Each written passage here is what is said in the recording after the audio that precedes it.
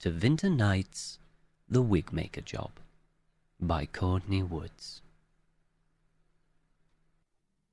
In a cold, dark room beneath the streets of Virantium, Ambrose Forfex prepared for the wig show of the season. Using a thimble as a gauge for thickness, he measured out a lock of hair. His slender fingers brushed through the strands. The silky texture made him tremble. There were no imperfections, no split ends, no breakage, only hair lush and velvety in its purest form. A throaty sigh escaped the wigmaker's lips. Flawless. The approaching pitter-patter of footsteps interrupted the moment. His moment. Two hooded figures stopped at the entrance of the wigmaker's workshop. They didn't dare enter. "Ambrose, we need to talk," one of them said. "Your boots sound like dead fish slapping against cobblestone," Ambrose sniffed. "Upstairs," the other replied. Ambrose let the tresses slip ever so delicately through his fingertips. "I'll return soon," he murmured, then followed the pair up the staircase to the main living quarters. Only when they were safely in the sitting room, with the curtains drawn, did the figures lower their hoods. They were both Altus, the highest class of mage in the Tevinter Imperium. "You need to cancel the event," Crispin Calvo stated. His father was a magister, and he had grand plans to follow in his footsteps. "Need?" Ambrose mocked. "How dramatic." "This is serious," Felicia Aramond said. Her brother Livinius had introduced Ambrose to the Venatori, opened his eyes to a future where the Imperium could once again be great. "Someone's put a contract on your head, just like the others." "The crows are coming," she whispered, the last part as if those words alone could summon the infamous assassins.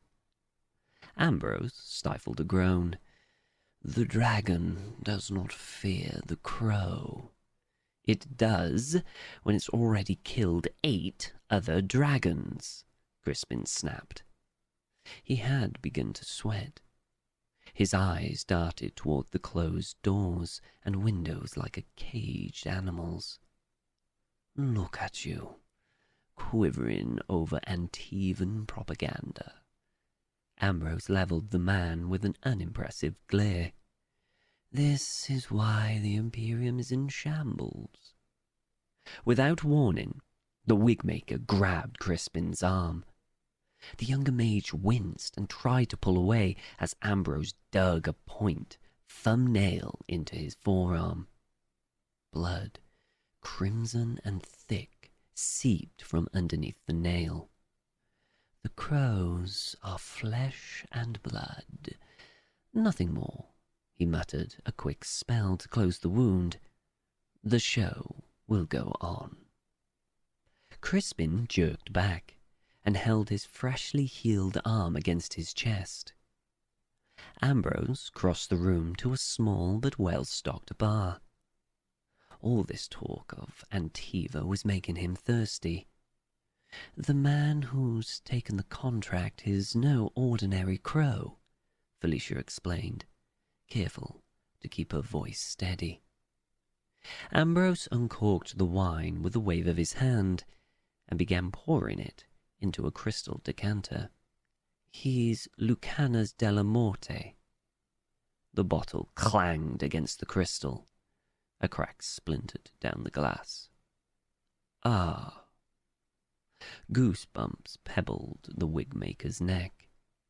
He set the decanter back on the counter and sighed. "Shit." In an unassuming inn, on an unassuming road, Lucanus de la Morte sat with a whetstone in his hand, his favourite sword resting across his knees. The monotonous movement of grinding stone against metal soothed him. 7 daggers of various size and shape lay polished and glistening on a rough wool blanket at his feet. Music, mixed with laughter and gossip, choked through the floorboards. Lucanus closed his eyes. His mind separated the sounds until they painted a picture. A waitress rushed from the kitchen. 2 lovers took advantage of a shadowy booth. Their lips smacked together, wet and wanton. A man cheated at wicked grace. The card up his sleeve strained against the starched fabric of his shirt. None is a threat. He relaxed. "You're not going to wear that, are you?" Ilario asked, while admiring his own reflection. Lucanus glanced down at his ensemble. The jet leather greatcoat and a black-on-black suit might have been conspicuous during the day, but for a night job, it was the tactical choice. He compared his outfit to his cousin's high-collared navy and gold tunic. It was something an Antivan thought a Vint would wear. "At least I don't look like a tourist," he replied, a faint smile tugging at his lips. Ilario spritzed his hair with oil and slicked it back with both hands. "No, you look like you are attending a funeral." "Very funny," Lucanus said flatly, and returned to sharpening his blade. "It's a job, not a party." "Actually, it's a job at a party. Might as well look our best." Ilario flicked open a straight razor to trim an errant follicle of stubble that was ruining his otherwise pristine 5 o'clock shadow. "Any excuse to primp." "Hey, I'm only here because of you," Ilario grumbled. "We should be halfway home right now. Only the great Lucanus de la Morte could delay a summons from the first Talon herself." Lucanus set his sword aside. Ilario was generally thick-skinned, except when it came to their grandmother. "Katerina can hardly complain. She's the one who beat into me my commitment to contracts." Memories of sweat-filled days without food or water came unbidden. Lucanus's back tingled from where his grandmother's cane had bruised his flesh for letting his guard down or fumbling his footwork. For years he'd hated her. But his time as a master assassin had since taught Lucanus that Katerina's cruelty was her way of making sure that he was prepared for this life, that he survived. All that effort training and grooming us, and the old woman still won't step aside. Beneath the bitterness in Ilario's tone was something rotten. "Your time will come," Lucanus assured him. "Will it?" Ilario's piercing gaze met Lucanus's in the mirror.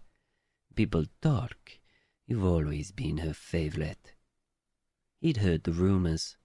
For all their secrets and intrigue, the Antivan crows were a chatty bunch. "My talents lie elsewhere," Lucanus said, gesturing toward the arsenal around him. "You're the one with the silver tongue. So, if she named you heir to House de la Morte, you'd refuse?" Lucanus opened his mouth to respond when he realized someone was creeping up the stairs. He listened. The footsteps were too quiet, too sure to belong to a drunk. A servant, thoughtful. When he'd bought out the floor, Lucanus had given the innkeeper explicit instructions to keep her people downstairs. That left the Venatori, unless someone else on his long list of enemies had found him. "Lucanus?" Ilario pressed. He held up a hand and clutched the worn leather grip of his sword. Ilario's pretty boy mask slipped as a coldness flooded his features. A retractable dagger shot out from under his sleeve.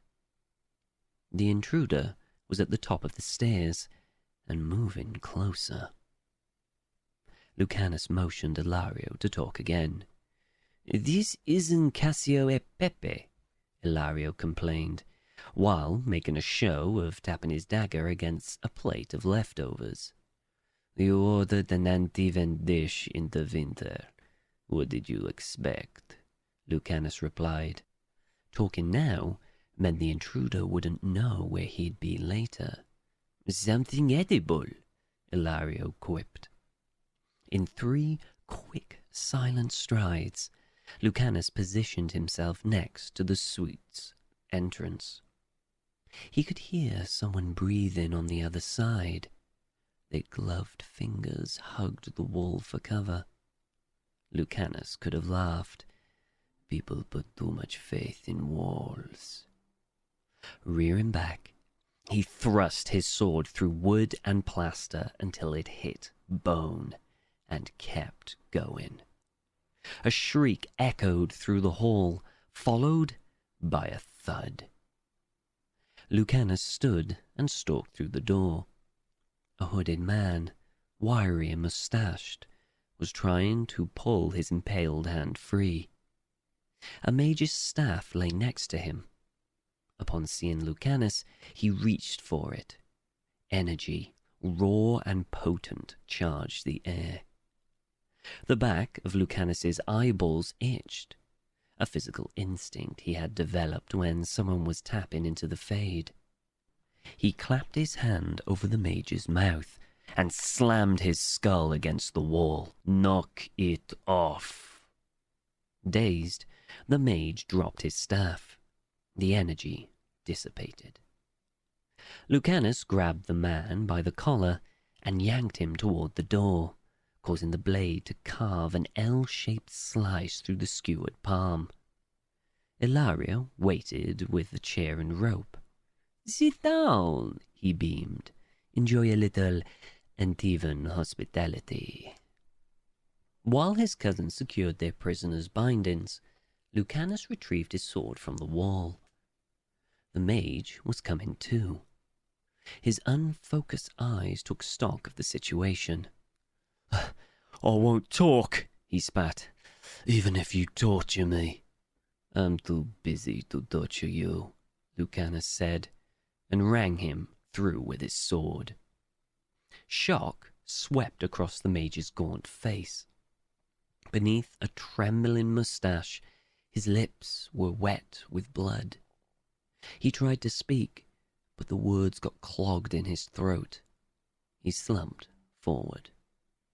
Ilario frowned. "If I had known you were just going to kill him, I wouldn't have put so much effort into the nuts. Check the pockets." "Ah," Ilario said, pulling a scroll from the mage's jacket. "Found something." The seal was broken, but the imprint of 2 dragons was still visible in the wax. "Venetori. Thought as much. What's it say?" Ilario unrolled the parchment and scanned the page. "Gallant brothers and sisters, in our veins runs through the winter blood, passed down from the dreamers." Ilario's head snapped up as Lucanus began pulling his sword from the mage's chest. "Careful! Remember the dinner job. You ruined my best shot." Lucanus smirked and continued extracting the blade. Ilario took 2 wary steps back, then continued reading. "The importance of vigilance, it's our maker given right, blah, blah, blah, blah, blah. Oh, here! The Venetori will not cower to foreign mercenaries. No, they'll just die to them." The blade slipped cleanly from the wound. "Anything else?" Whoever clips the crow's wings will walk by my side when we enter the Black City to take back glory for the Imperium." Ilario lowered the scroll, perplexed. "Well, that doesn't seem worth it." "That's because you're not a true believer, except when it comes to coin." Ilario shrugged, unabashed, then handed Lucanus the scroll. "It's signed A. Seems that Mark doesn't want you crashing his party." Lucanus stuck the scroll on the dead mage's chest. "He's going to be disappointed." Downstairs, the tavern's nightly merriment continued. The crows cut striking figures as they meandered through tipsy, twirling dancers and sidestepped servants bearing plates of stew and fresh bread. Both men were lean with dark hair and umber eyes. Ilario was all smiles. His was a calculated handsomeness. From his smooth skin to his perfect white teeth, everything was contrived to be enticing. As they walked through the crowd, he basked in the appreciative glances he received, while Lucanus stared ahead, focused and intense. He was the kind of man you couldn't look away from, until he looked at you. When the innkeeper spotted them, her ruddy cheeks paled. Lucanus sidled up to the bar and slid 2 sovereigns across the uneven wood. "For the mess," he whispered, watching her throat bobble. The innkeeper dropped the coins into her apron's front pocket with shaky fingers and avoided his gaze until she was sure he was gone. "You know," Ilario said as they left the inn, "she's likely the one who leaked our whereabouts to the Venatori." Lucanus breathed in the night air. Every city had its scent. Virantium's was spiced meat mixed with wet laundry. "I'm aware. And you're paying her because innkeepers like to gossip to customers, employees, other innkeepers. Next time the Venatori want information on the Antivan crows, she'll know who to back. And she'll tell her friends."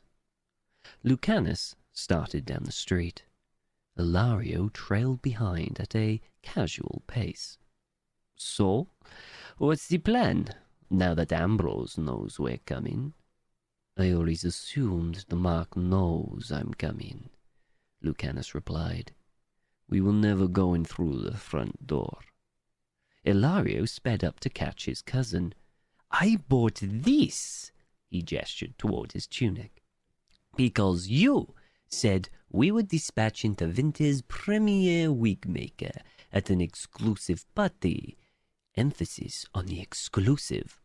"Uh-huh. It was a rush order. We were at the tailor for hours." "I recall." Lucanus took a sharp turn down an alley. Above them, balconies jutted out like cramped elbows finding space in a crowd. A cat hissed in the distance. "Why let me go through the motions of purchasing formal wear for an event we're not actually attending?" "I know how much you enjoy dressing up," Lucanus goaded, and ducked under a pointed archway. "Only if I'm going to be seen," Ilario groaned. His boot stepped in something squishy and foul-smelling. "And why are we in the dog-shit part of town? Shouldn't a high-ranking member of the Venatori live in a mansion?" "He does. We are taking a shortcut." The archway led to a courtyard.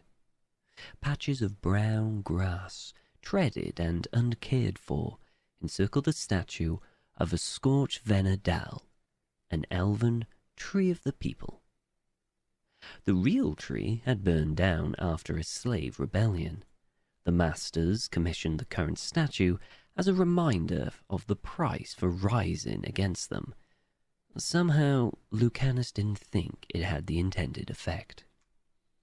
"A shortcut that leads to a dead end. How novel," Ilario muttered, and pulled the collar of his tunic closer to his nose. Lucanus ignored him and approached the tree. The brass skeletal branches had produced a layer of pantea, and streaks of erosion lined the bark. He ran his fingers across the trunk until he found a groove that gave way, opening a secret passage. Lucanus tossed a smug look over his shoulder. "You were saying?" Ilario rolled his eyes and followed his cousin into the passage, down a winding set of limestone stairs. "I wouldn't complain if you filled me in," he grumbled. "Yes, you would." "As much," Ilario conceded. "I wouldn't complain as much." The passage was musty with age. The uppermost stairs were 4 stones wide and 4 stones long, but with each step they grew narrower. The middle stones sagged from years of use. Lucanus had almost tripped the first time he ventured down here. The only source of light was from the torches of green veil fire nailed to the brick walls. Flecks of minerals and crushed glass in the brick flickered and winked at them. "It's like swirling down a wine bottle," Ilario mumbled, peering over the edge. At the bottom, they found an elf in a scarlet coat guarding a large steel door. She greeted Lucanus with a cordial smile. "Master Delamotte," and her friendly facade faltered as she spotted Ilario. "Master Delamotte the Lesser," Ilario offered with a grin. "My cousin," Lucanus clarified. Appeased, the elf asked, "Where does your business take you tonight?" "Up." She nodded. Lucanus planted his feet firmly on the ground. The elf clapped her hands together, snuffing out the veil fire. The room began to spin, gently at first, then faster. Lucanus bit back a laugh as Ilario held out an arm to steady himself.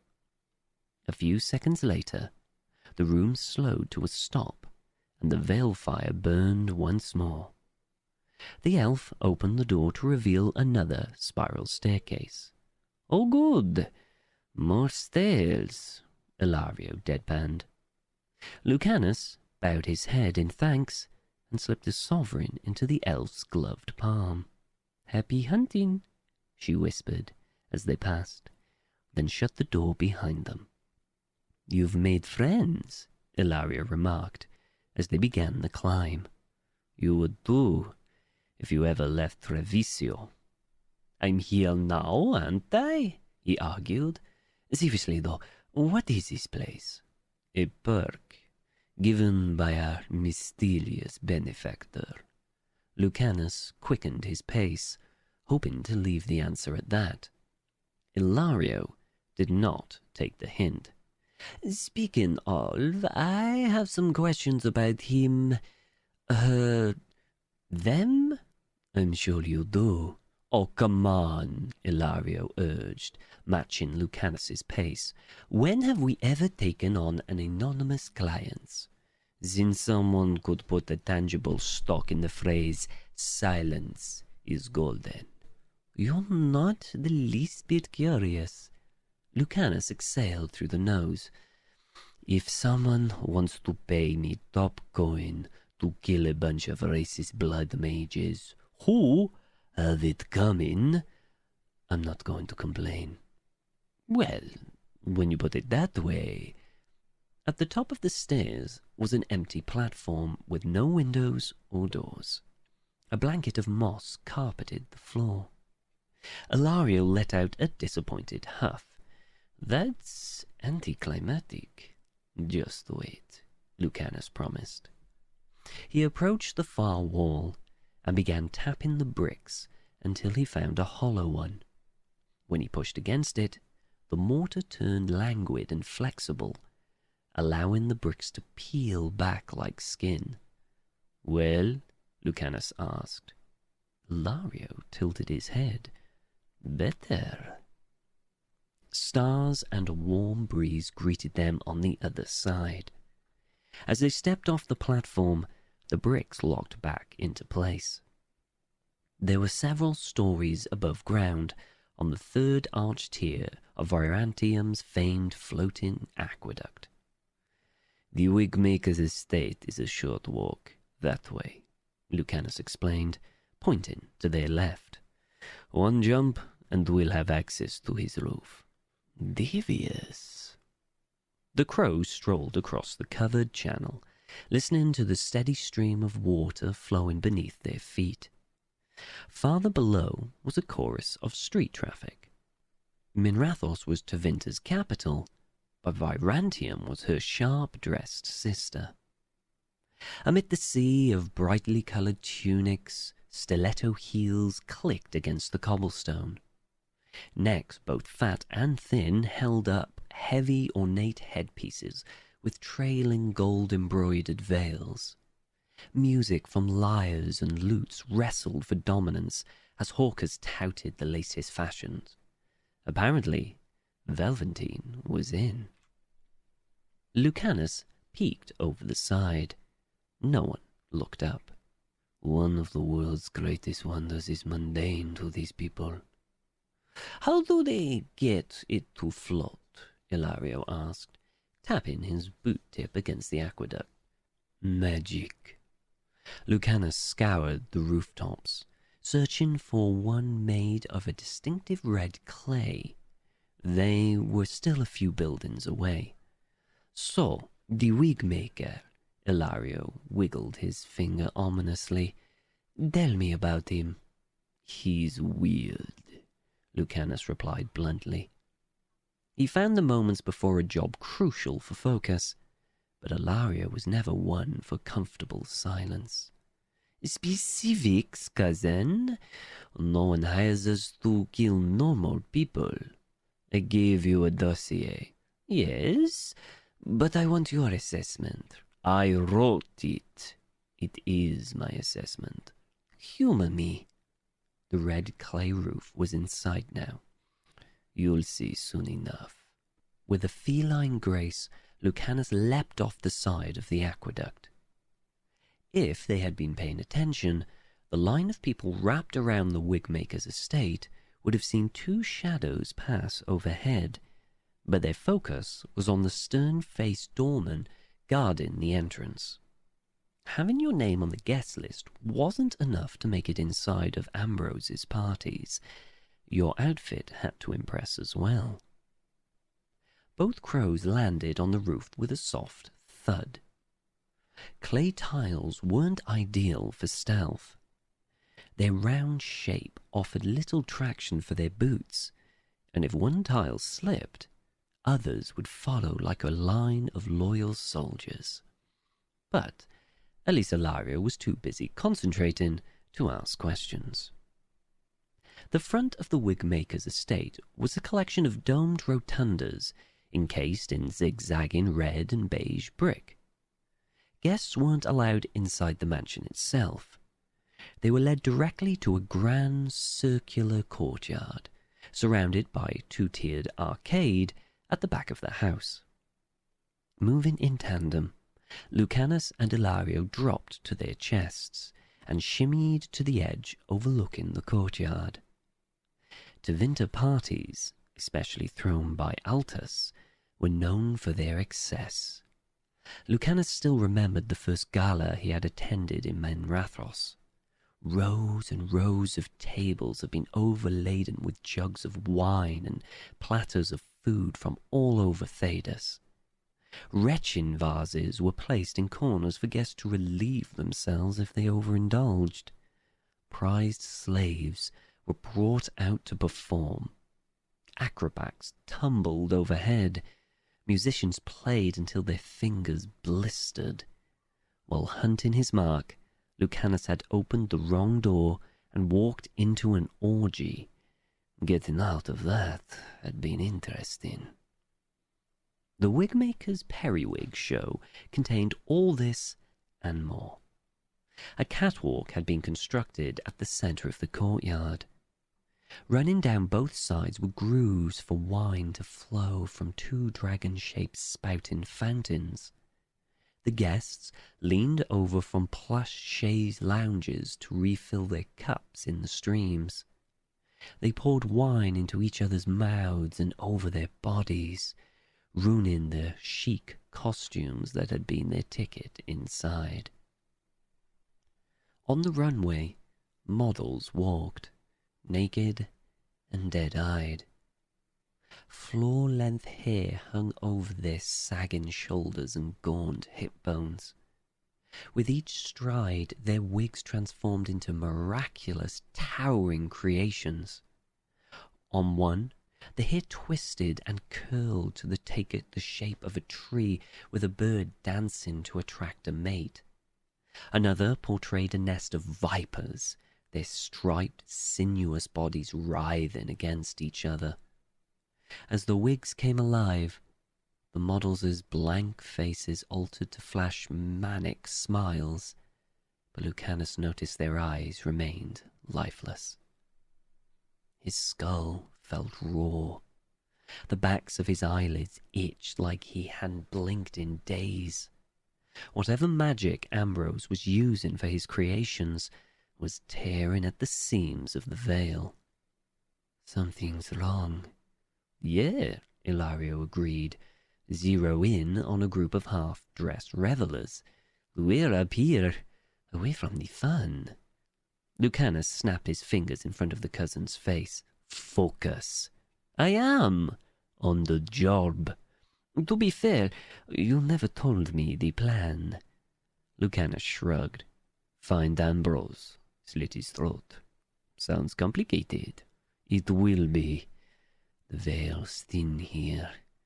Thinner than I expected. He rubbed the stubble on his chin. One wrong spell, and this place will be swarming with demons. Then let's kill the bastard and scram. I want to see what this city has to offer. A ship sails at dawn. Ilaria waved a dismissive hand.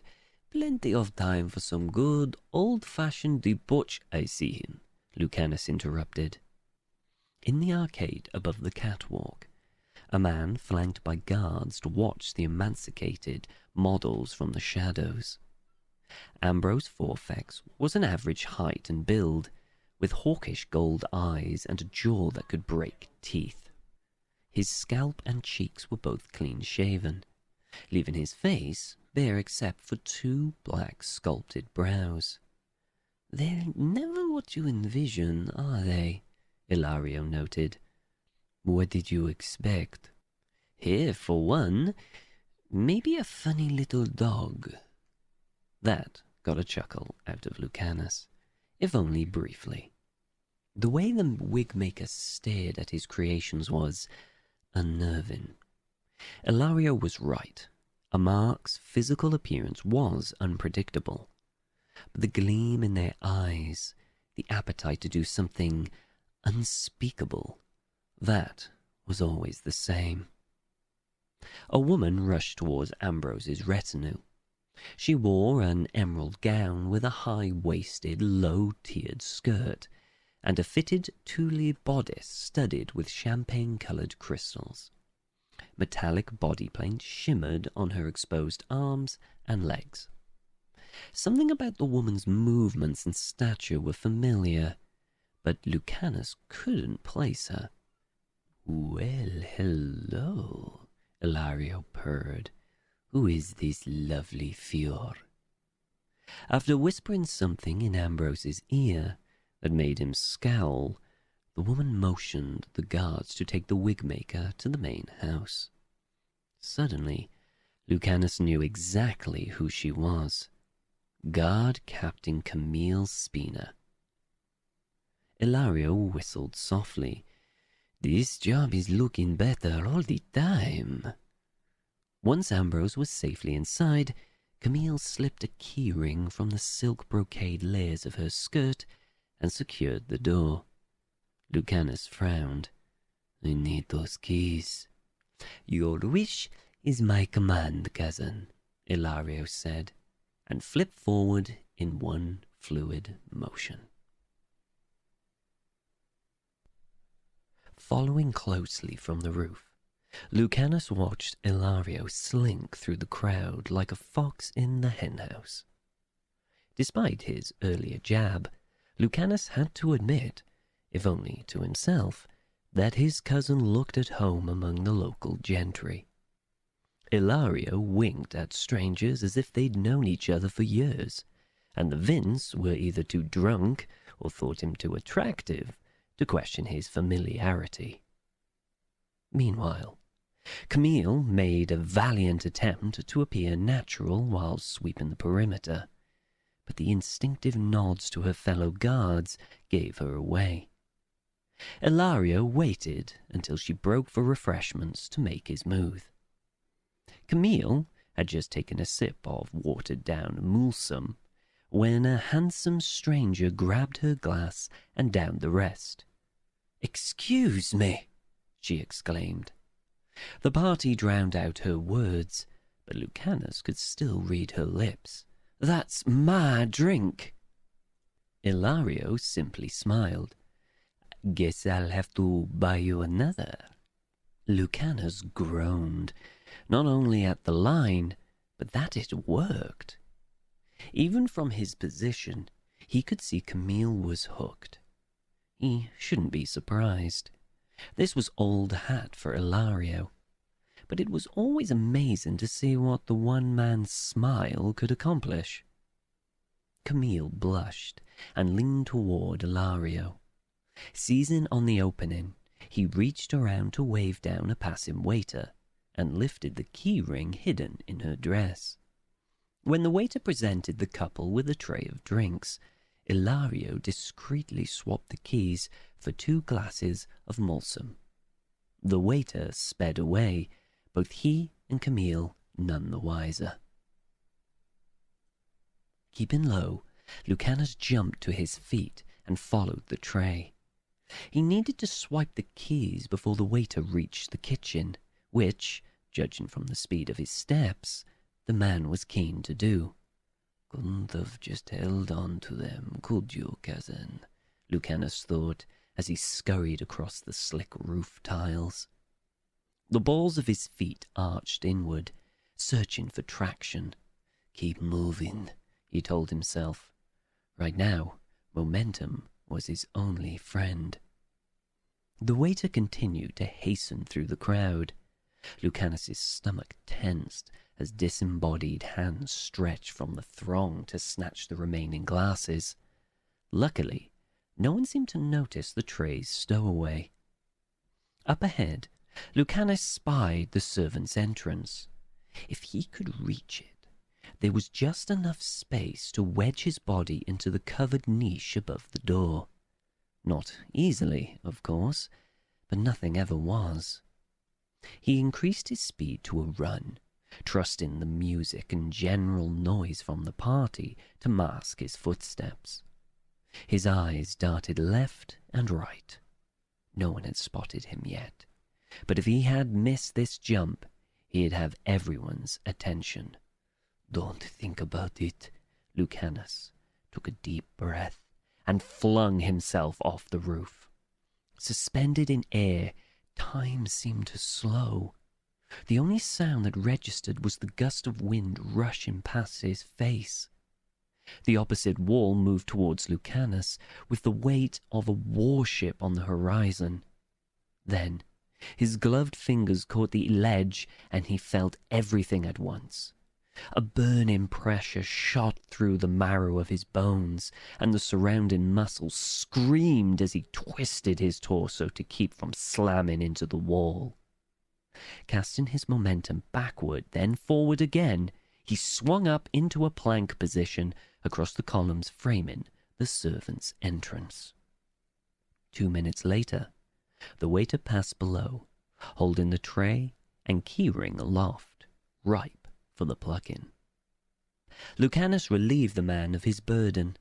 then climbed back to the roof and dashed toward the door Ambrose had disappeared through. Now, the hard part. Lucanus greeted the guard on the other side of the door with a dagger to the throat. He covered his mouth to muffle the gurgling noise, then dragged the body behind one of the curtains covering the windows. Lucanus thought about securing the entrance. Leaving it unlocked could raise suspicion, but chose not to in case Ilario decided to work tonight. He could already hear his cousin's honeyed excuses. "But seducing a beautiful woman is work," he snorted and pushed farther inside. The cold opulence of the place reminded Lucanus of a chantry rather than a home.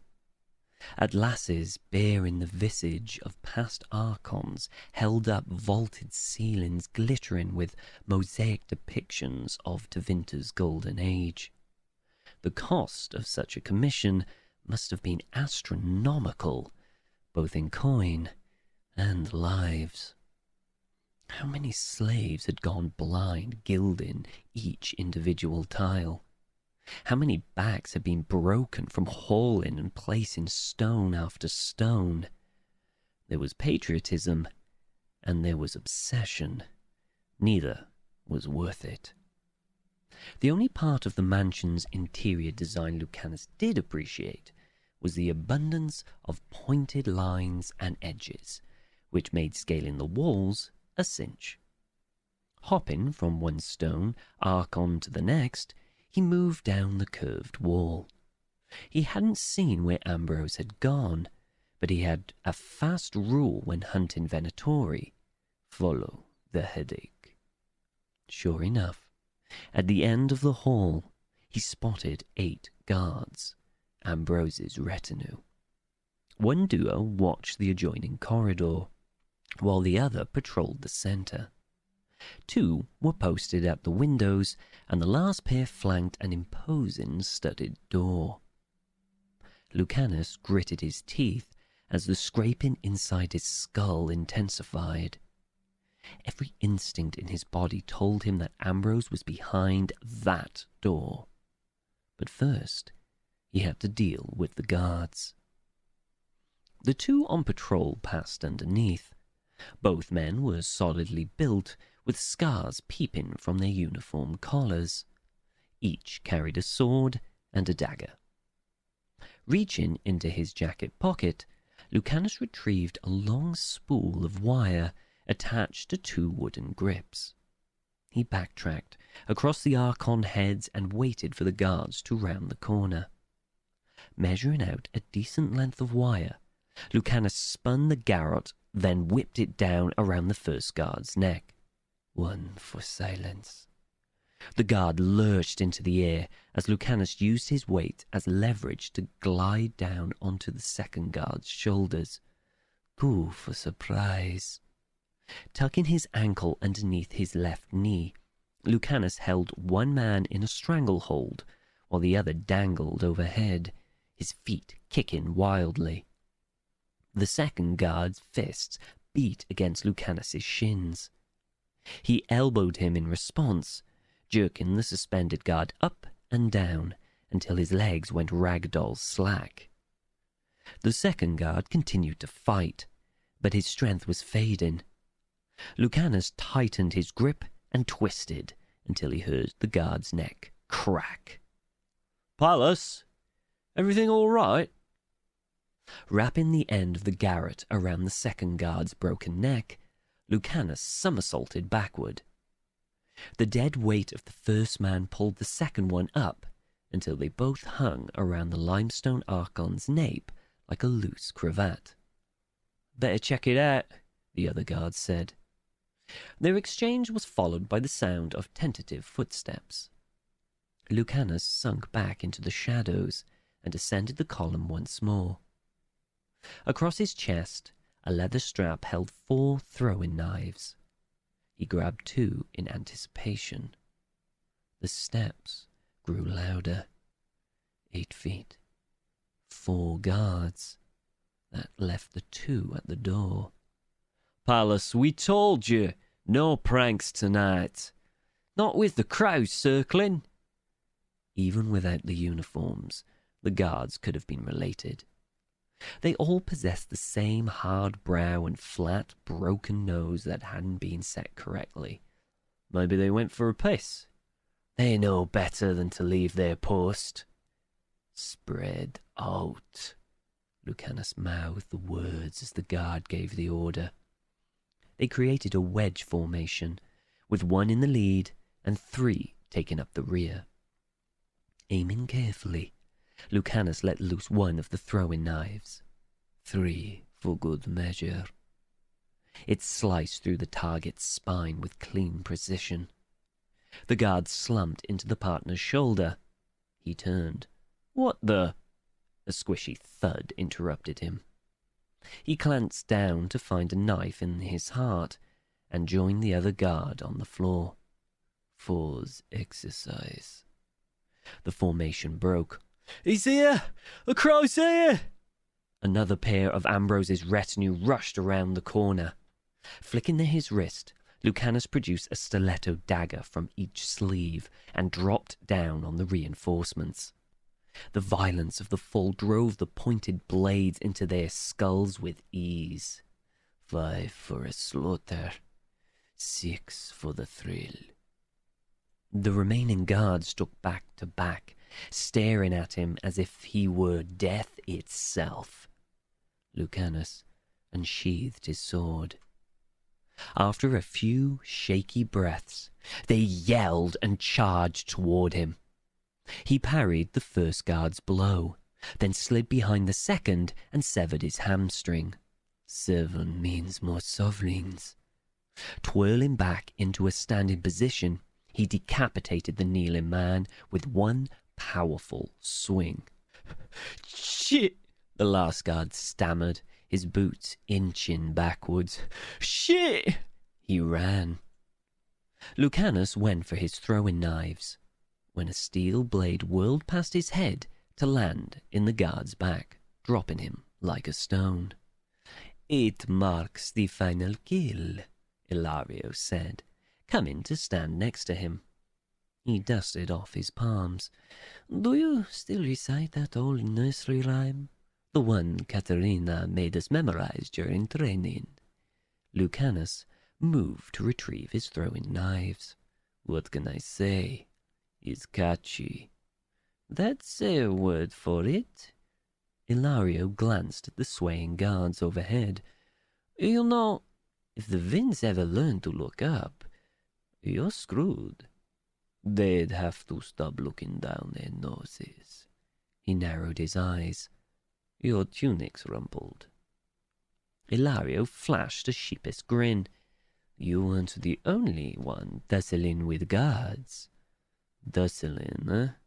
Lucanus shook his head. "That's a word for it." "I am happy to kiss and tell, but shouldn't we do something about this?" Ilario wrinkled his nose and nodded toward the sticky fluid seeping out from underneath the slain guards. Lucanus wiped his blade clean and advanced towards the studded door. "Leave it." "What? Out in the open?" "You bring 'em up?" Ilario glowered at him. "No, but you've half an armory stored in that coat. I thought maybe—" Both men froze. At the end of the hall, an elven woman gaped. She was a collection of bones covered in dry, flaky skin and a shaven head. The chains around her wrist and ankles marked her as one of the Wigmaker's slaves. The linen she had been carrying tumbled to the ground in a heap. Ilario cursed. "Bad timing, mia cara." The woman trembled. She was so thin. The grooves in her joints were clearly visible. "Please," she begged. Lucanus arched a brow. Her voice was young. He approached with leisurely steps. Please, she repeated, her tone growing panic. I didn't. I won't. Shh, Lucanus murmured. How old are you? She blinked, thinking for a moment, then admitted. I don't know. What is your name? Effie. The pores on Effie's scalp were an angry red, as if her hair had been torn from the root. Did he do that? Lucanus asked, pointing. She instinctively reached up to touch the irritated skin. I had split ends. Master doesn't like split ends. Lucanus made a fist to quell the rage growing within him. He leaned over to pick up the fallen linens. Go back the way you came. She's seen our faces, Ilario hissed. Lucanus stared into Effie's wide, wondering eyes. Despite her fear, she didn't look away. No, she hasn't. He handed her the linens. Have you? She shook her head. Lucanus nodded for her to leave. Effie took a couple of steps backward, then bit her lip. You're the crow, aren't you? The one sent to kill my master. I am, Lucanus replied, his tone matter of fact. Ilario swore under his breath. Tell her everything, why don't you? Have you done it yet? Effie asked, growing tense. No. Will you? Yes. She closed her eyes and clasped the linens to her chest. Good. You want him dead? Ilario asked, puzzled. Why? Your next master could be worse. Effie pointed toward the studded door, her expression cold. You'll see. Lucanus flipped through the keys until he found one large enough to match the door's iron lock. Never known you to have a soft heart, Ilario muttered. Lucanus's right cheek muscle twitched. She won't talk. This isn't Antiva. We're not heroes here. We're not heroes anywhere, cousin. Ilario rolled his eyes. You know what I mean. The Venatori already have your name. If they learn your face, I'll grow a beard. Lucanus smirked. They'll never see me coming. Ilario's frustration deflated. He grinned reluctantly. That cavalier attitude is going to get you killed. Lucanus turned the key until the bolt unlatched. It served me well so far. Securing the grip on his sword, he eased the door open and peeked inside. There was nothing but darkness and stale air. Lucanus gestured for Ilario to follow as he slipped through the entryway. They stood for a moment, quiet and still, allowing their eyes to adjust.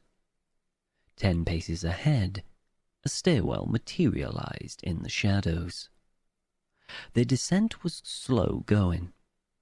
Wrought iron made for easy creaks and groans. Each step was a test of patience and balance. Lucanus went first, showing Ilario where to place his feet. Despite their descent underground, the temperature was rising.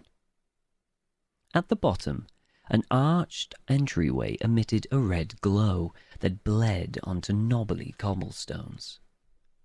The light should have been refreshing in the dark, but Lucanus had visited enough bad places to know he wasn't going to like this room. And he didn't. Row after row, men and women were chained to the ceiling in a tidy formation. Their heads lolled forward between straining shoulders. Cascades of hair tumbled past amputated knees to settle in pools of silver, black, gold, and copper. A shiny, terrible rainbow of hair. Lucanus approached the first row. Up close, he noticed their skin had turned an ash grey and was spotted with crystallized sores. Gently, he pushed the hair from one of their faces. The man's mouth was sewn shut, his eyes milky. He twisted towards Lucanus. All at once, the room became aware strangers were present. One by one, they moaned a horrifying chorus of despair.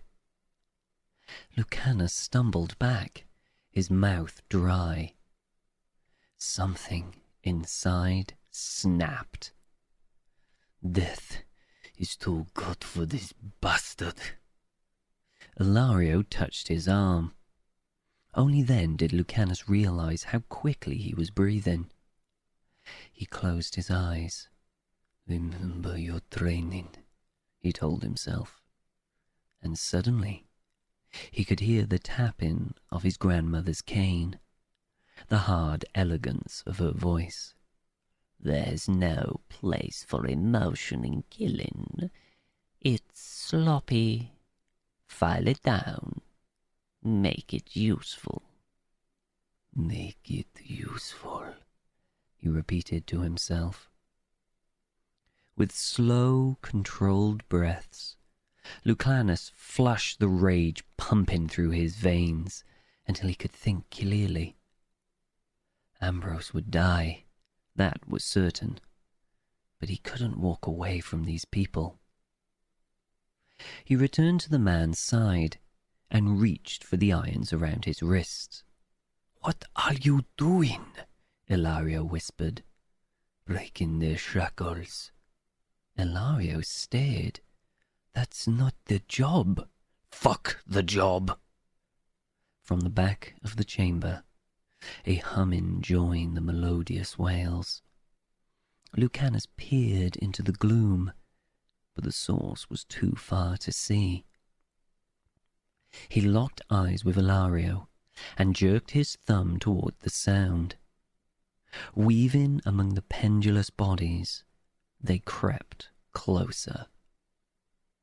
The moans grew louder. Lucanus did his best to avoid brushing against the clammy limbs, but the prisoners were packed in tight. Finally, through the forest of undulating torsos, he could discern a figure hunched over in the dark. You're lively tonight, my lovelies, Ambrose said, taking a pair of shears in hand. On his desk, a collection of gleaming combs, hackles, and needles were meticulously organized in glass containers. Do you wish to join the party? Rising on his tiptoes, he unchained one of the prisoners to sit him in a chair next to the workstation. All in good time, the Wigmaker promised. The prisoner stared ahead, his elongated arms limp and atrophied. Both shoulders jutted forward at a cruel angle, stretching the bruised skin. Lucanus knew from experience that they were dislocated. After donning a set of leather gloves, the Wigmaker opened one of the desk's drawers. The chamber's soft glow became a brilliant vermilion. Lucanus craned his neck to see Ambrose retrieve pebble-sized chunks of red lyrium. Shit. Ambrose resumed his mellow tune. Using a basalt mortar and pestle, he ground the lyrium into a powder. Once he was satisfied with the consistency, he poured the contents into a goblet of wine.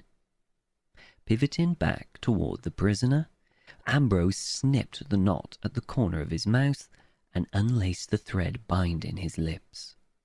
His jaw fell open with a raspy wheeze. "Drink up, my dear," the Wigmaker whispered, tipping the prisoner's head back.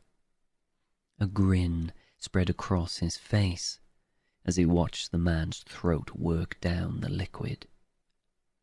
Lucanus thought he'd forgotten what fear felt like, but its cold embrace was easily recognizable. He remembered the models with their dead eyes, how the wigs seemed to be alive with magic. Red lyrium would explain why the veil was so thin, and yet... He glanced around at the bodies filled with anguish and suffering. This place should be a hotbed for demons. How was Ambrose keeping them at bay? Think, damn it. Lucanus racked his mind. There were rumors of elven artifacts that strengthened the veil and prevented demons from breaking through. Perhaps Ambrose had acquired one. He surveyed the room, searching for something, anything that might provide a barrier against the spirit world. But there was nothing except for hair, bodies, and the Wigmaker's workstation. Then Ilario's words came to mind. If the winds ever learn to look up, you're screwed. His gaze lifted. In the center of the chamber, a small cage hung from the ceiling. Inside was a globe crackling with green energy. Warm satisfaction spread through him. Gotcha. Meanwhile, Ambrose had redressed the prisoner's mouth and was fastening his shackles. "I am afraid the rest of you will have to wait. I don't care what Camille says. I'm not missing the show's finale." He brought a lock of hair to his nose and inhaled deeply. "I've worked too hard." To his right, Lucanus sensed Ilario readying his dagger. He gently grabbed his cousin's wrist and shook his head. Ilario gawked at him, his jaw clenched. The Wigmaker began the walk back toward the stairs. A groaning lament followed as he passed. When he was close enough to touch, Ilario tensed, as if to lunge forward. Lucanus tightened his hold, his thumb finding the pressure point at the base of his wrist. The dagger fell from Ilario's grasp. Lucanus swiped it up before it clanged to the ground. "What are you doing?" Ilario mouthed. Again, Lucanus motioned him to stand down. Once they heard Ambrose climb the stairs and close the door, Ilario wrenched his arm free. "Have you lost your mind? We had him. He doesn't deserve a quick death. Did you forget the mess you left upstairs? What do you think will happen when Ambrose finds his bodyguard slaughtered? Hopefully he panics. I want him scared. He'll flee," Ilario asserted, "and this contract will be forfeit. Your life will be forfeit. Ambrose will never leave his creations." Lucanus appraised the brutality that surrounded them. "Don't worry, cousin. He'll die, but in the right way." Ilario threw his hands up. "Death is death. There's still time to chase Ambrose down, but we need to leave now. Magic isn't my forte, but even I know red lilium is bad news. It infects people's minds." "Lucanus!" Ilario pressed. "We can't help these people." Lucanus looked up at the caged globe. "No, but we can give them vengeance. After placing Ilario's dagger between his teeth, Lucanus jumped high to seize the bottom rungs of the cage. The chains swiveled from the added weight, but held strong. He pulled himself up. There was just enough space between the bars to reach inside. "What are you doing?" Ilario called out. Lucanus took the dagger from his mouth and positioned it over the artifact. "You'll see." Ilario groaned. "I really wish people would stop saying that." Breathing deep, Lucanus plunged the dagger into the globe. The strength of the stone ricocheted up through the joints of his arm. He watched the green light sputter and fizzle. There was a moment of silence. Then, madness. "Seriously, what did you do?" Ilario yelled as they raced up the stairs, a cacophony of twisting bones and snapping shackles at their heels.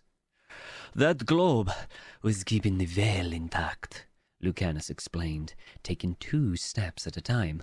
"So you stabbed it? You said yourself vengeance was the best I could offer." "No," Ilario retorted, his breath heavy from exertion. "My exact words were, we can't help these people. I said nothing of vengeance. You're the vengy one." They neared the top of the stairs. Lucanus used the railings to propel himself forward. "Trust me, to Ambrose, turning his creations against him is a fate worse than death." "I'm sorry. Did the contract ask for a fate worse than death? Usually, it's just death." "Ilario." But the other crow wasn't finished. "I thought the plan was to have a few laughs, slit some throats, not release a demon swarm." "Plans change," Lucanus replied. His gloved palm covered the door handle. "Well, for the record, I prefer the other one. Noted." He went to yank the door open, then hesitated. "Do you hear that?" Ilario's legs bounced impatiently. "The demons? Yes, I hear them." Lucanus shook his head. "There's no alarm. Ambrose should have found the bodies by now." Ilarios tilted his head, then shrugged. "Don't question the Maker's miracles, cousin." Lucanus moved his ear closer to the door's studded surface. Swirling water. Soap suds bubbling and popped. A loud slap echoed as a drenched fabric hit marble. A mop? He opened the door. The hall was empty. Lucanus tossed Ilario his dagger and readied his own. Cautiously, they ventured forth. With tensed muscles, they rounded the corner. The guards' corpses were gone. In their place, they found Effie cleaning the floor. When she saw Lucanus, her knuckles turned white. "You said you'd kill him." Lucanus motioned Ilario to lower his weapon. "It's all right." "It's not." Her voice quivered. "Master just passed this way. If he finds out I helped you, he'll—" "He won't," Lucanus promised. "Where are the bodies?" Ilario asked. Effie shrank into herself. "I moved them." "Not by yourself, you didn't." He turned to Lucanus, a smug sneer on his face. "I told you she'd talk." "Only to the other slaves, please," she pleaded to Lucanus. "I didn't tell them what you look like, only that you're here. They wanted to help." She squared her slight shoulders. "You promised to kill him." "And you promised to keep your mouth shut," Ilario chided.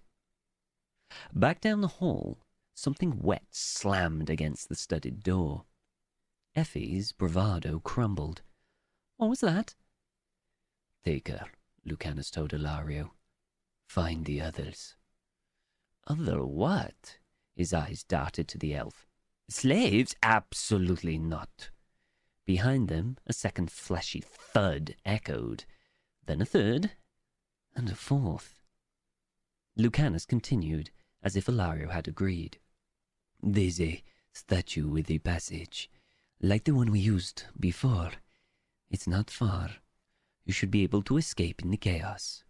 Ilario blanched. Did you not hear? I said, Ethima will help you. She's the elf we met earlier. I don't give a damn what her name is. I'm not... Once Ambrose is dealt with, I'll meet you at the docks. Lucanus! Ilario shouted. We are not revolutionaries. Lucanus inhaled, his nostrils flaring. Ilario was right. The Antivan Crows were assassins, not freedom fighters. Back home, people liked to romanticize, but Lucanus knew what he was. Still, his fingers twitched. They are not responsible for their master's mistakes. He locked eyes with his cousin. Ilario tried to remain resolute, but it was like touching hot steel. Sighing, he cursed and turned to Effie. Come on, Ilario snapped. She glanced towards Lucanus. He gave her a reassuring nod. My cousin may be a snob, but he's true to his word. Are you? She asked, referring to the promise about Ambrose. The Wigmaker will die tonight, Lucanus affirmed. But you have to go. It's about to become very dangerous. As if to prove his point, someone outside screamed.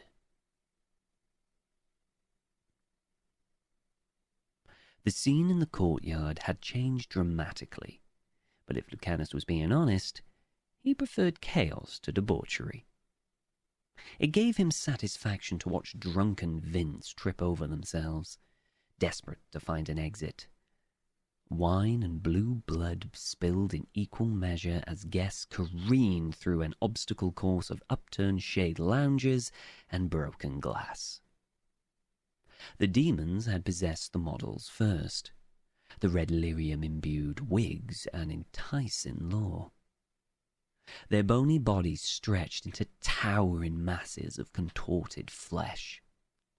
The transformation affected the wigs, too, giving the locks a serrated edge. Strands struck out at odd angles, whipping wildly, cutting anyone who drew too close. For mages, fear was an open invitation to demonic possession, and the alcohol the guests had consumed had dulled their defenses.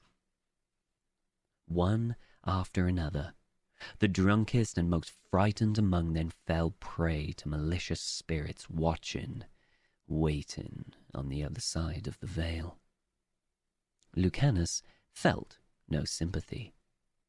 They were, all of them, Venatori supporters, who either knew what Ambrose was doing or chose to turn a blind eye to indulge their own vanity.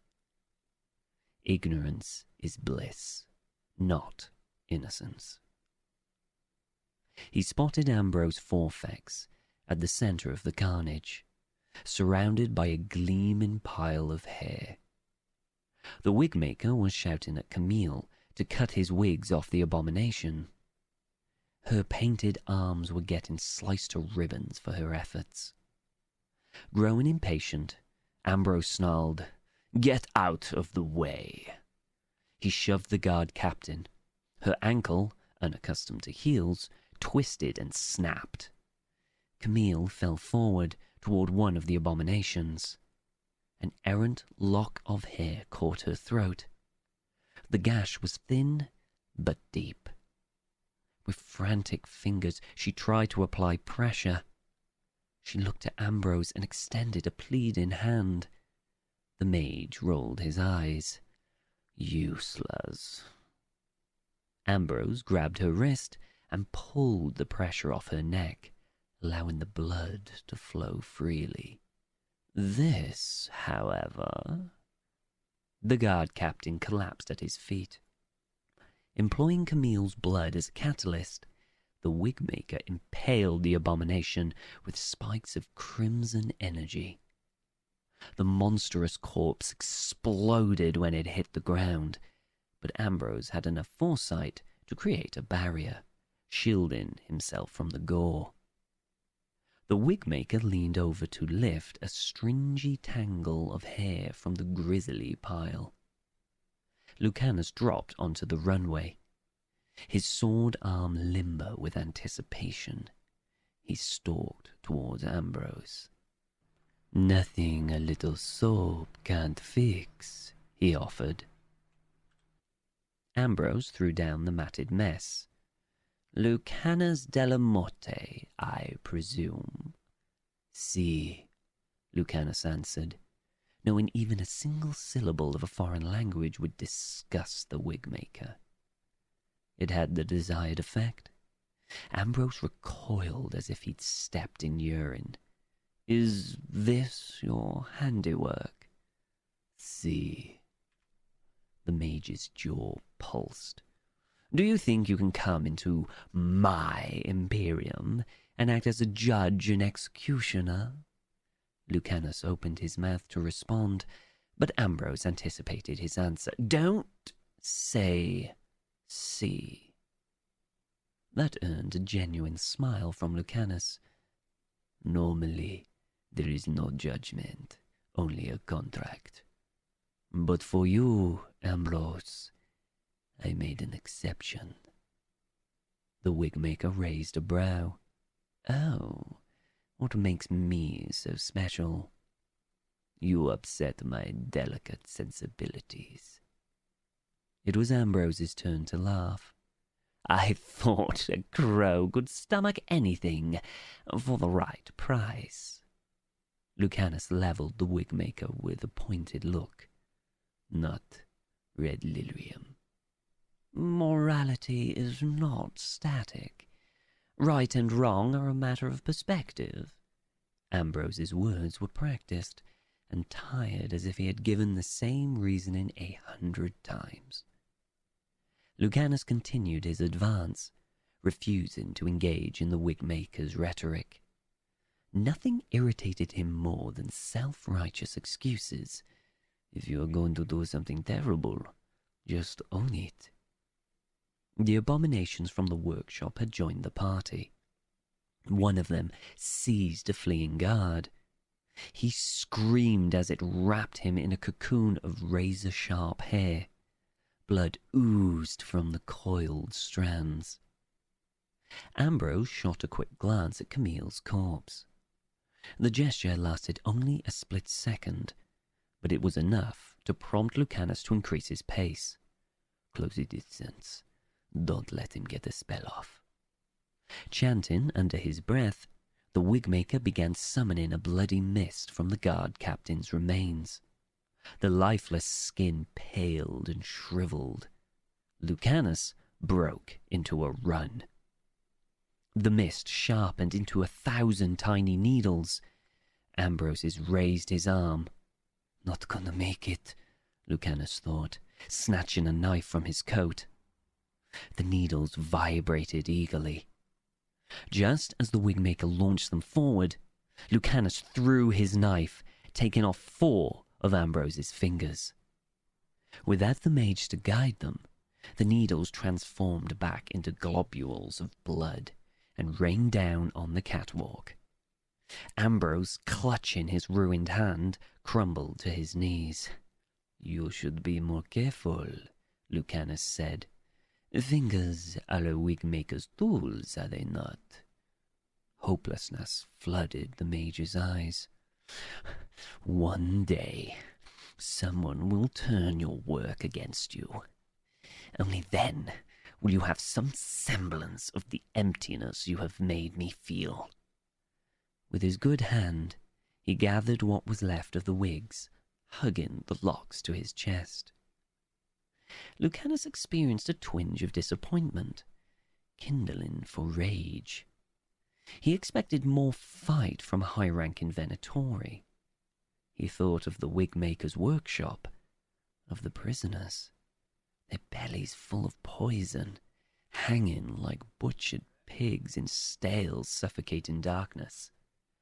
"Get up, Ambrose," he growled. "You don't get to do that. You don't get to quit."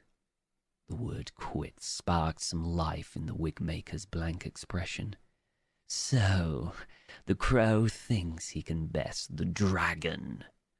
"The crow," Lucanus mocked, "knows it." A cackle, distorted and unhinged, erupted from Ambrose's lips. The hair in his fist glowed, and Lucanus swore he heard the strands whisper, "I will make you eat those words." Ambrose promised, his voice no longer his own. Lucanus watched, repulsed, as the Wigmaker began shoving locks of hair into his mouth. The sharp edges shredded his tongue and gums, but he continued stuffing, chewing, and eating until the bottom half of his face was ground meat. That's one way to make a point, Lucanus thought, coming to a stop. Gnarled cords of muscle ripped the seams of the Wigmaker's clothing. Cartilage tore. Vertebrae popped. Ambrose held his pulsing, distended scalp. Strands of hair cut through the skin, lashing out like a sea monster. Lucanus had seen many abominations, but never one like this. It was almost arachnid in shape, with 8 segments of spiky hair forming legs, and Ambrose's twisted, mutated body making up the abdomen. "Thought you said dragon, not spider," Lucanus taunted, hoping to distract the beast while he searched for a route to higher ground. In response, the creature rose to its full height, then slashed at the crow with his serrated limbs. Lucanus dove sideways, mere seconds before the monster's front legs pierced the runway. This is why you don't talk during a fight, Lucanus scowled at himself. Zigging and zagging to avoid spiked appendages, he sped towards the arced columns. He ducked under another abomination's swiping claws and inhaled a chestful of air before scrambling up the first column, then the second. His fingers had just grazed the final ledge when a searing pain shot through his right shoulder. Lucanus tried to pull away, but he could feel the hair wrap around his clavicle, yanking him back from the inside. He lost his grip. The abomination hurled Lucanus skyward. More legs perforated his hip, bicep, and thigh. Steeling himself against the pain, Lucanus flipped backward and severed the hairy limbs. He heard an inhuman shriek, and then he was falling. Lucanus hit the roof with a smack, powerful enough to fracture the clay tiles and 2 of his ribs. Make that 3, he noted, rolling on his back. Below, the abomination let out a high-pitched wail. Lucanus gritted his teeth and forced himself to peer over the side. With 4 of its legs now too short to support its body, the creature struggled to stand. Sensing its weakness, and spurred on by the demons of vengeance within, the other abominations began to surround it. "That's it," Lucanus smiled encouragingly. "Good little demons." Turning his sword over his palm, he cut across the roof. The smaller abominations pushed the larger beast into a corner. The creature reared back to swipe at the encroaching swarm, exposing Ambrose's distorted frame. One of the slashed legs constricted around an attacking abomination. Ambrose's mouth opened wide, unhooking its maimed jaw to swallow the abomination whole. The legs began to grow back before Lucanus's eyes. "No, you don't!" he shouted. Raising his sword overhead, Lucanus leapt off the roof. He could hear the clamouring horde below, but he kept his focus on the creature's underbelly. Too late, it tried to protect itself. Hundreds of wiry strands whipped through the air, catching only wind. Lucanus plunged his sword into Ambrose's mangled sternum. He dragged the blade down in one long, clean cut until he ran out of flesh. For a moment, the abomination wobbled. The fissure in its core festered with inky spume. Then, slowly, the viscous half split, folding outward. A putrid vapor infected the atmosphere. The locks of hair composing the creature's legs disjoined and frizzed with static. Panting heavily, Lucanus regarded the creature's collapse without joy or anger. A vermilion fire engulfed the carcass, leaving nothing but a brittle husk. The other abominations stirred. "You'll have your vengeance," Lucanus rasped. But his words did not reach them. They stared, snarling and ready. He squeezed the grip of his sword, preparing for another fight. Then the pressure behind his skull eased. Without the Wigmaker, the demons had no anchor in the waking world. Gradually, the abominations disintegrated into ash. With the source of their anger gone, the spirits of vengeance returned to the Fade, allowing the dead to rest. Only then did Lucanus exhale and let relief wash over him. Contract complete. Lucanus reached the docks just before dawn. Knowing Ilario as he did, he passed their ship's allotted berth to check the nearby taverns. After a quick glance up and down the harbour, Lucanus settled on the Nug Queen, purely because it was the cleanest establishment of the lot.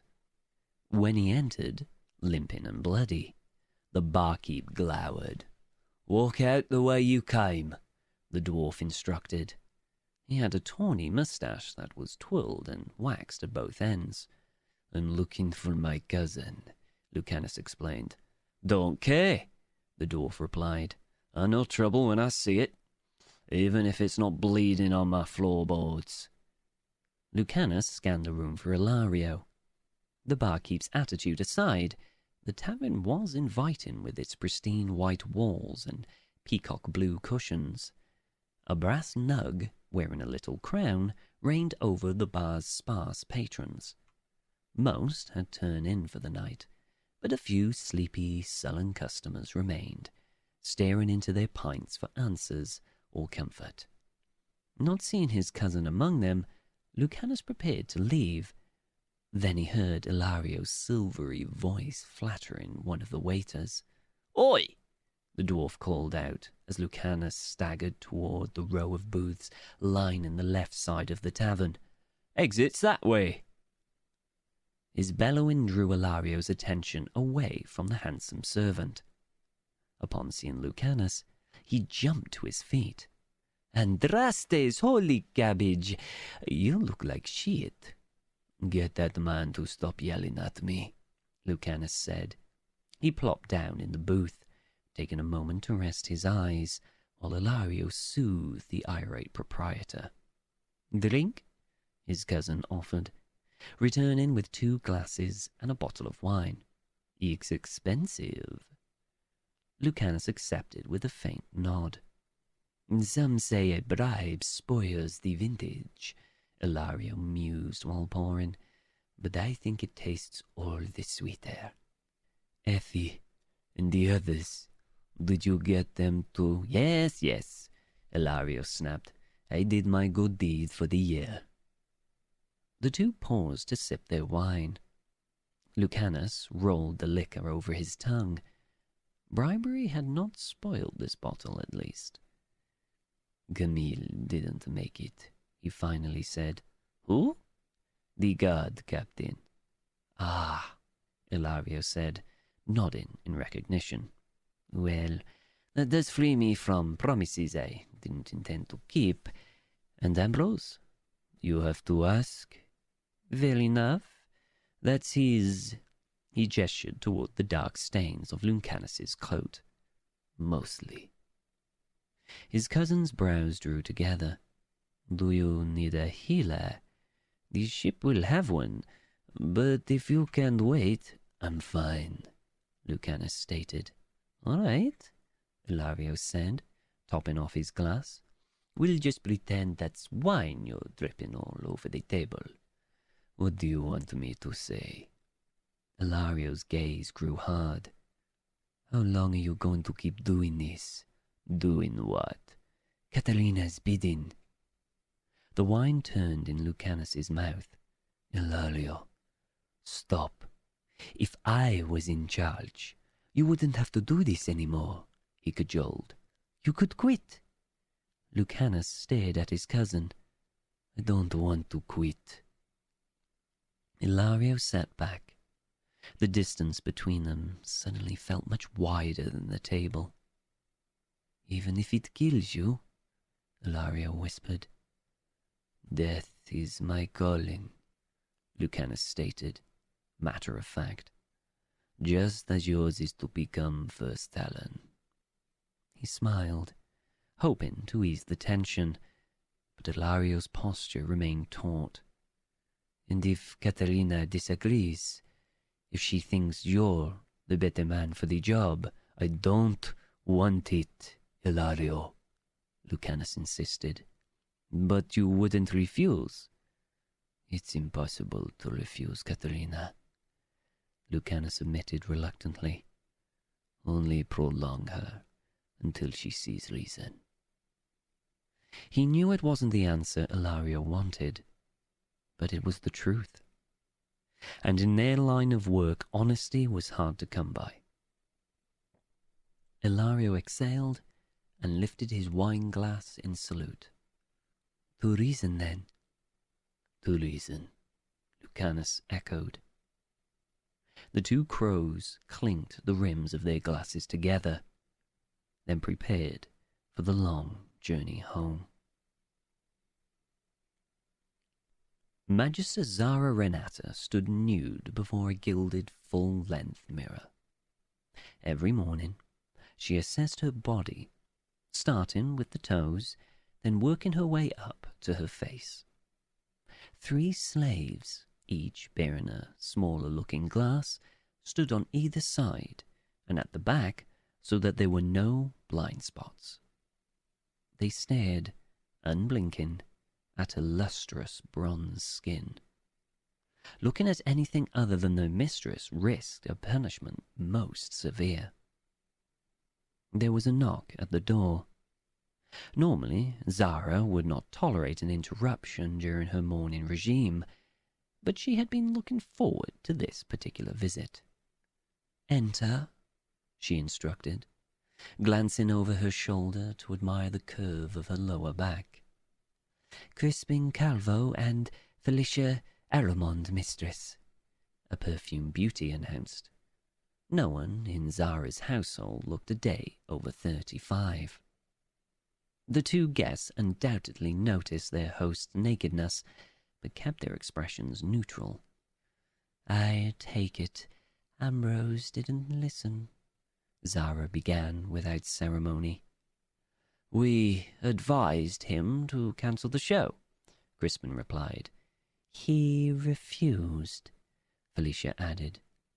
Artists, Zara bemoaned, always prioritizing their work over what really matters. Turning in the light, she noticed a faint stretch mark on her hip. Zara snapped at one of the slaves to extend her arm. She did so without hesitation. Reaching back, Zara removed a pointed hairpin from the bountiful bun at her neck. She handed it to the slave, who dutifully pierced her palm with its sharp tip. Squeezing her hand shut, the slave dripped blood onto her mistress's hip. Zara murmured a quick spell. When the slave wiped her skin clean, the offending blemish was gone.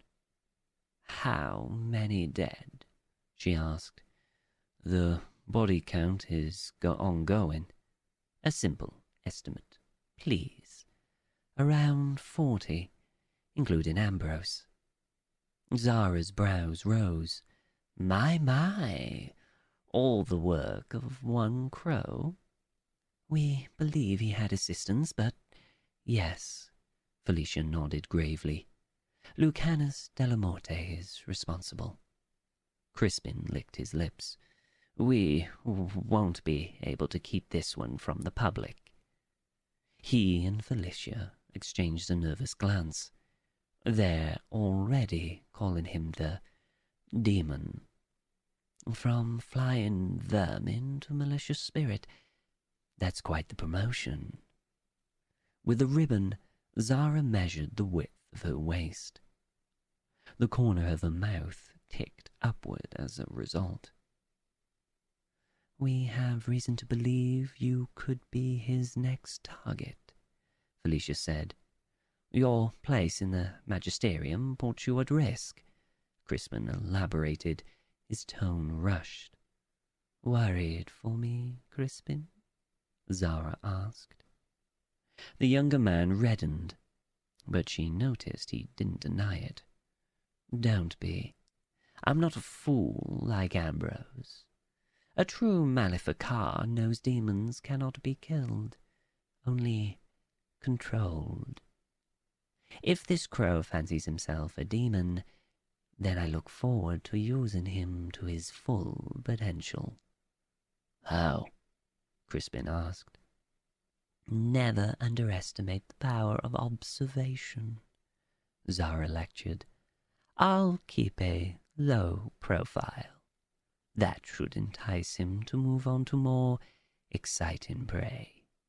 But he'll continue killing Venatori," Felicia pointed out, "for which he'll be duly punished. In the meantime, we practice patience." Zara paused to marvel at herself.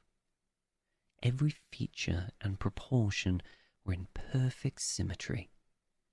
And yet, when she smiled, there was something ugly behind it. Freeing Ambrose's slaves already tells us this crow has a heart. He will reveal other flaws, and we will exploit every last one of them. That was Tevinter Nights, The Wigmaker Job by Courtney Woods.